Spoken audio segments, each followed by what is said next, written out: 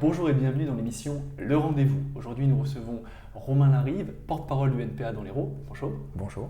Si cela vous convient, nous allons travailler et traiter ensemble plusieurs thématiques. Tout d'abord, entre guillemets, l'état des lieux des mobilisations, puis les municipales à Montpellier, et enfin l'union de la gauche et peut-être aussi l'union de la gauche de la lutte. Est-ce que ça vous convient? Très bien. Bon, rentrons dans le vif du sujet. Donc du coup, des lieux de travail au rond-point, des places aux rues, où sont les mobilisations aujourd'hui? Les mobilisations, elles sont dans la rue. On a une situation sociale et politique bouillonnante. Alors peut-être avant de parler des mobilisations sociales, je vais parler de qu'est-ce qui cause ces mobilisations sociales, l'action du gouvernement, avec un gouvernement qui est à l'offensive. Alors c'est un peu paradoxal parce que on a, nous, ce qu'on pense avoir une crise du régime, c'est-à-dire un gouvernement avec très peu de représentativité, Macron qui a été élu avec très peu de voix, des affaires qui font que le gouvernement prend l'eau de tous les côtés, avec l'affaire Benalla, etc. On a eu l'affaire de Rugy pendant l'été. Donc vraiment un gouvernement qui est en crise et qui va appliquer des réformes qui sont des réformes pour les riches et qui, par la réponse des personnes, induisent des mobilisations avec un caractère radical qu'on peut voir dans la rue. Et ces mobilisations, comment? Parce que si je me permets de vous poser la question, c'est parce que vous êtes réunis en université d'été à Port-le-Cat, du coup pendant l'été. Vous avez forcément défini, peut-être réfléchi à comment vous insérez-vous dans ces mobilisations ou leur permettre de prendre une dimension plus grande. Comment se positionne le NPA ou le NPA dans l'Hérault dans ces mobilisations qui secouent le début et déjà le milieu maintenant du quinquennat? Alors la question, c'est pas de s'insérer, la question, c'est comment est-ce qu'on peut aider. Parce que les mobilisations, c'est toujours un petit peu une interrogation, comment ça démarre, comment ça vient, etc. Et d'abord, ce qu'on fait, c'est qu'on réfléchit. Les Gilets jaunes, nous, on réfléchit, on fait du travail de réflexion sur qu'est-ce qui caractérise ce mouvement. Les camarades vont s'impliquer dans les ronds-points, vont s'impliquer dans les manifestations, l'organisation, etc. Donc, on va avoir un retour sur ce qui se passe. Parce que le but, c'est d'aider les mobilisations sociales, les mobilisations qui s'inscrivent dans les luttes contre le gouvernement, contre sa politique. C'est des mobilisations de notre camp social. Et nous, c'est notre rôle que d'aider à ce type de mobilisation et aussi de bien comprendre qu'est-ce qui fait que, sans vraiment qu'on comprenne pourquoi, sur un sujet en particulier, à un moment donné en particulier, il va y avoir beaucoup de personnes qui se mobilisent, qui vont sortir dans la rue. Bien sûr, on est là, on est présent, mais on est présent surtout pour essayer d'appuyer ce type de mobilisation. Et nous, comment on appuie les mobilisations sociales quand on est le NPA? Comment on aide en fait en tant que NPA? Alors je vais rétro-pédaler un peu parce que vous avez cité la mobilisation des Gilets jaunes. C'est déjà la mobilisation des Gilets jaunes, c'est quelque chose d'assez inédit. Donc il y a un petit temps aussi pour comprendre comment ça marche, quelles sont les personnes qui se mobilisent, pourquoi, etc. Ça exprime vraiment pour nous une nouvelle radicalité. Une nouvelle radicalité qu'on retrouve aussi par exemple dans les mobilisations pour le climat. Avec, on le voit, des manifestations qui n'hésitent pas à ruer dans les brancards quand la police vient interdire de manifester. Oui, et puis qui revendiquent un anticapitalisme. Je prends pour les Youth for Climate ce week-end déjà, ils revendiquaient un anticapitalisme, ce qui est un peu quand même la base de ce que vous professez aussi politiquement. Nous, on considère qu'effectivement, il n'y a pas de réel engagement pour le climat, il n'y a pas de solution pour l'urgence climatique sans sortir du capitalisme. Mais cette solution-là, elle n'est pas exclusive à nous. Il y a plein de gens qui font la même conclusion. Tout simplement, un grand groupe pétrolier, il veut exploiter son pétrole jusqu'au bout. Tant qu'on n'aura pas dépossédé des gisements de pétrole, il continuera à exploiter son gisement de pétrole pour se faire de l'argent. Mais du coup, vous en tant que… Parce que le fondement, et vous allez peut-être me contredire, un des fondements du NPA, c'est la lutte, c'est le soutien aux luttes qui est active. Donc du coup, est-ce que vous êtes force de proposition pour ceux qui peuvent venir vous voir, ou est-ce que vous êtes surtout un support idéologique en fait? Un peu des deux. Un petit peu des deux. Et puis on soutient de la meilleure façon dont on pense le faire. Je vais revenir à la situation en général parce que là, on est en train de zoomer sur les mobilisations actuelles, mais les mobilisations, elles sont le reflet de ce que fait le gouvernement et ce que fait le régime actuel. Donc je reviens à mon histoire de crise du régime. On a un régime politique au pouvoir qui est très peu représentatif, qui est discrédité largement dans l'opinion et qui va répondre à ce discrédit par un autoritarisme exacerbé, que ce soit avec des députés qui sont aux ordres et qui votent tous et toutes d'une seule main, un autoritarisme et une répression de ces mouvements sociaux. Cette répression des mouvements sociaux, on le voit avec ce que fait la police, avec le nombre incalculable de blessés, d'armes mutilantes, de guerre qui sont utilisées contre les manifestants et les manifestantes, avec une remise en cause du droit de manifester. Donc on a vraiment quelque chose de très fort qui peut rappeler des périodes plus antérieures de ce qu'on a vu en France, mais en tout cas qui dénote vraiment dans la période depuis le début des années 2000. Et cette répression des mouvements sociaux, donc il y a des arrestations en pagaille, etc. Il y a des blessés. On a à Montpellier des observateurs de la Ligue des droits de l'homme qui sont mis en examen, qui sont arrêtés, des journalistes indépendants à qui les policiers vont aller saisir le matériel. Enfin, il y a vraiment un autoritarisme et une violence des forces de police contre les manifestants et les manifestantes qui est absolument inouïe. Et du coup, comment on y remédie alors ? Je pense que contre le droit de manifester, nous on est partisans plutôt de faire les trucs le plus large possible. On avait fait une conférence de presse avec beaucoup d'organisations devant la préfecture en décembre, justement pour s'indigner de tout ce qui commençait à être mis en place. Là, on participe à une campagne unitaire qui a été lancée par les structures syndicales, Solidaires, Sud Éducation 34, pour l'interdiction des armes mutilantes, vraiment qui éborgnent et qui vont jusqu'à tuer. Il y a eu une morte dans cette séquence de mobilisation.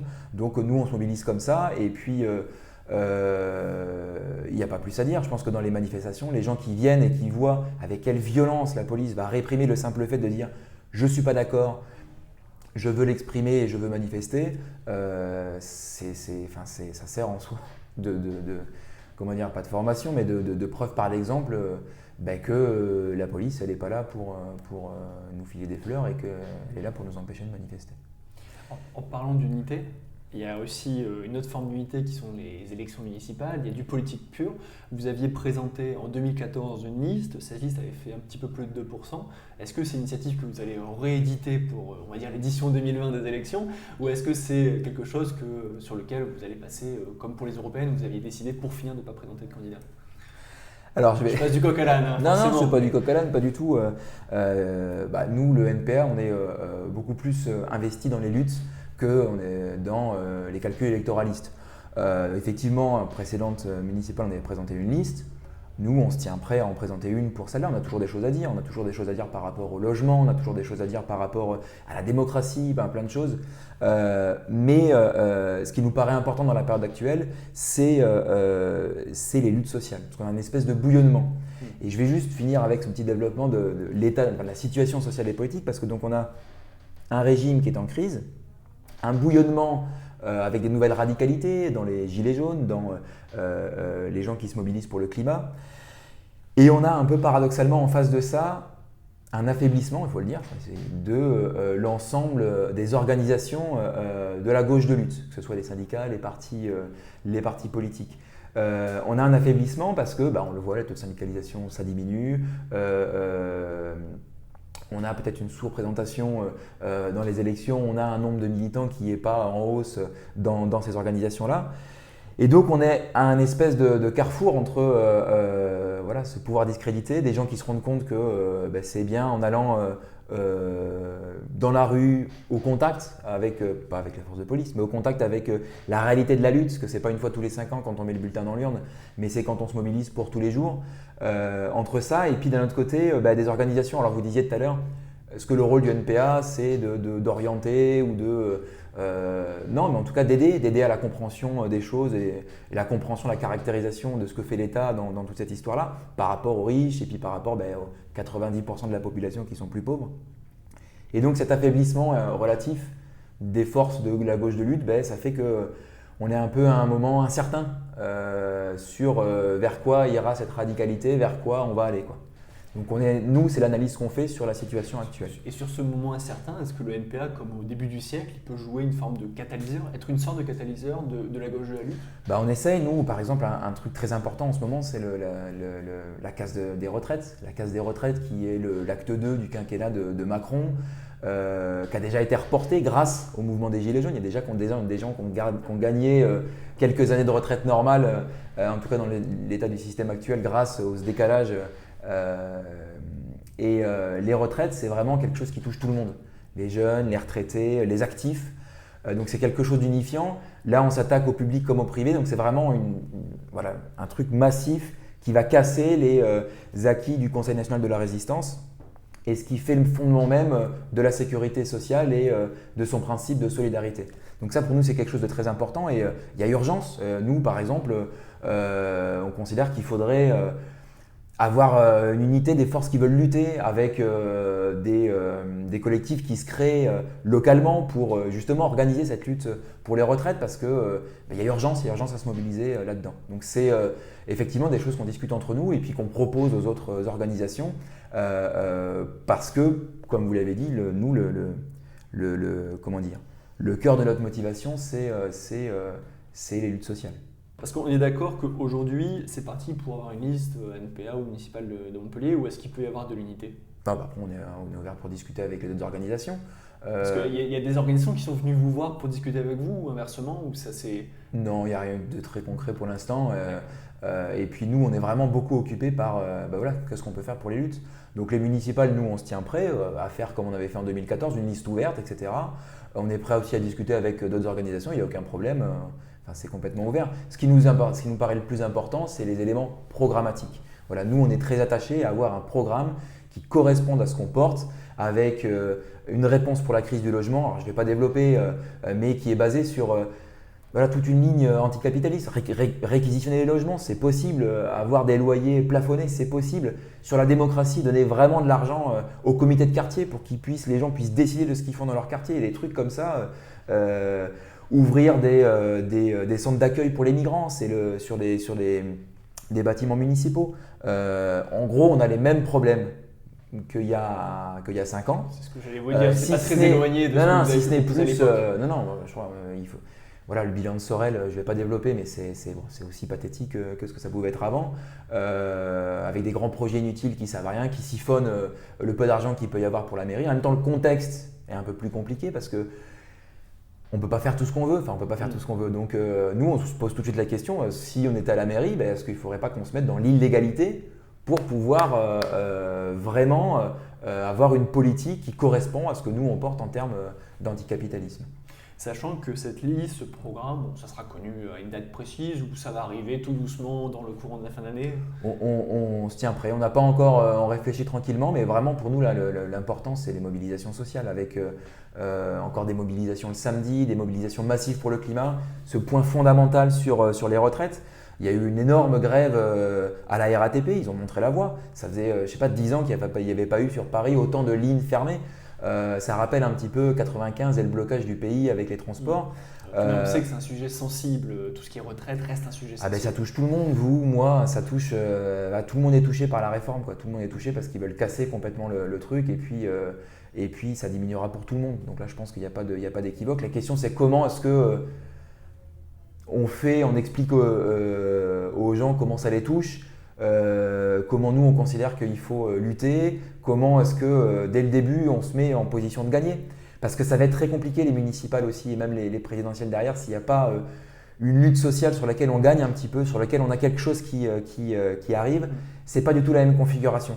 Donc c'est pas un calcul électoral genre indirect, mais on se présente pas du tout de la même manière devant les gens avec un truc programmatique. Quand on a montré déjà avant qu'on était capable d'aller à l'affrontement et de gagner sur quelque chose concrètement, et les gens à la fin du mois ils vont voir la différence, c'est pas du tout la même chose si comme depuis 2010 il y a des défaites qui sont en partie la conséquence de cet affaiblissement de l'ensemble des forces de la gauche de lutte. Je ne sais pas si c'est le très bon terme, mais nous on dit ça un peu comme ça. Pour finir notre entretien, qu'est-ce que vous lisez en ce moment? Qu'est-ce que vous avez pu lire? Qu'est-ce que vous souhaitez peut-être partager à ceux qui nous regardent?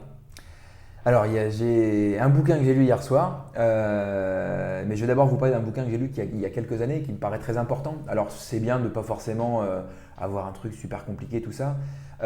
C'est un bouquin qui a été écrit par Daniel Guérin, qui est un militant de la gauche révolutionnaire qui est mort à la fin des années 80, qui a fait un gros travail d'historien sur les mouvements anarchistes et puis là, c'est plus précisément sur le Front populaire, il appelle ça Front populaire Révolution manquée. Et donc il fait un petit peu son parcours individuel depuis le début des années 30 jusqu'à la guerre, quoi, en gros. Et donc il revient sur cette période-là où on avait quelques éléments, alors je ne vais pas faire de lien direct, mais il y a des éléments qui nous rappellent quelque chose. Il y avait une crise économique, il y avait la montée d'idées d'extrême droite, de groupes fascistes. Il y a eu une grosse mobilisation populaire avec des grèves massives, un front populaire qui s'est fait élire, etc. Et voilà, moi j'aime bien parce que c'est vraiment retracer lui ce qu'il a vécu là-dedans. Ça aborde les questions de qu'est-ce qu'on fait par rapport à l'unité syndicale. On a actuellement plein de syndicats différents qui ont des fois du mal à se parler et qui peut-être gênent l'émergence de luttes sociales victorieuses. Donc des questions vraiment qui nous renvoient à cette période entre deux où on a voilà, une crise du régime, on a des forces de la gauche de lutte qui sont pas forcément au plus fort. Et individuellement, qu'est-ce qu'on fait là-dedans? Qu'est-ce qu'on fait? Moi, j'aime beaucoup ce bouquin parce que ça me renvoie aux questions que je me pose aussi tous les jours. Et puis c'est une lutte victorieuse, le Front populaire. Alors, pas du point de vue de révolutionnaire que nous sommes. Mais il y a quand même quelques avantages, on va dire, pour le travailleur. Moi, ce que j'en tire, par exemple, c'est que les avancées sociales, elles ont été obtenues par la grève générale qui s'est déclarée après l'élection du Front populaire. C'est justement cette dichotomie. On aurait tort de croire que parce qu'il y a eu l'élection du Front populaire, il y a eu les avancées sociales que les gens ils ont donné. Non, c'est parce que ça a été porté. Le patronat, les riches, ils donnent rien sans rien, quoi. Ils donnent quand en face, on montre qu'on est fort et qu'ils ont les miquettes et qu'ils savent qu'il faut lâcher du lest. Ça montre bien ça montre bien que c'est les luttes sociales qui sont victorieuses face au patronat. Ça peut s'appuyer d'une stratégie sur ce qu'on fait et nous les municipales, c'est un truc qu'on aime bien parce que voilà, c'est de la démocratie un peu directe, c'est maintenant là tout de suite et puis les gens s'ils sont pas contents, normalement ils devraient aller interpeller le maire ou le conseil municipal et dire oh ça va pas ce que tu as fait, etc. C'est comme ça avec la démocratie, style révocabilité des élus, etc. Enfin bref, ça, c'est un des enseignements que moi j'aime bien dans ce bouquin. Et ça se lit vraiment très bien parce que voilà, c'est le parcours d'un militant de la gauche révolutionnaire dans ces années 1930. Et le deuxième du coup? Et le deuxième bouquin, c'est une BD de Emma, qui est une féministe révolutionnaire et qui dessine sur la base de trucs qu'on peut avoir aussi tous les jours, des points d'info, tout ça, qu'est-ce qu'on passe, qu'est-ce qu'on entend aux infos, à la radio le matin, quoi. Et c'est très bien parce que le féminisme, nous, c'est une des luttes dans lesquelles on est investi aussi. Et c'est très bien parce que c'est vraiment par rapport à des questions qu'on peut se poser tous les jours, comment est-ce qu'on peut déconstruire pourquoi les mecs, globalement, ils font moins de taf à la maison, en quoi ça s'inscrit dans la domination masculine, etc. Donc, sans fond théorique qui fait un peu mal à la tête parce qu'il faut aussi en passer par là, mais et par rapport à tous ceux, nous-mêmes, moi, on est tous imprégnés du patriarcat parce qu'on a tous grandi dans des écoles où on nous a appris une éducation de genre, etc. Et donc on a tous et toutes à faire un travail. Il n'y a pas mais il n'y a pas de gens qui seraient féministes ou pas féministes, comme il n'y a pas de gens qui seraient racistes ou pas racistes. Alors bien sûr, il y a une échelle et puis il y a des racistes patentés ou des sexistes patentés, mais c'est important d'abord de réfléchir sur soi, sur qu'est-ce qui nous travaille. Ça permet aussi de mieux comprendre ce qui chez les autres fait que il y a du sexisme qui peut s'exprimer et comment est-ce qu'on peut le déconstruire parce que les hommes, les humains plutôt, sont pas sexistes ou racistes par nature. Nous on pense plutôt que, en tout cas moi à titre individuel, c'est la société qui les rend comme ça et comment est-ce qu'on le déconstruit et comment est-ce que du coup on peut mener la lutte politique en expliquant aux gens que les fondements même là en l'occurrence du sexisme. Merci pour votre réponse. Notre entretien arrive à son terme. Et quant à nous, nous retrouvons bientôt.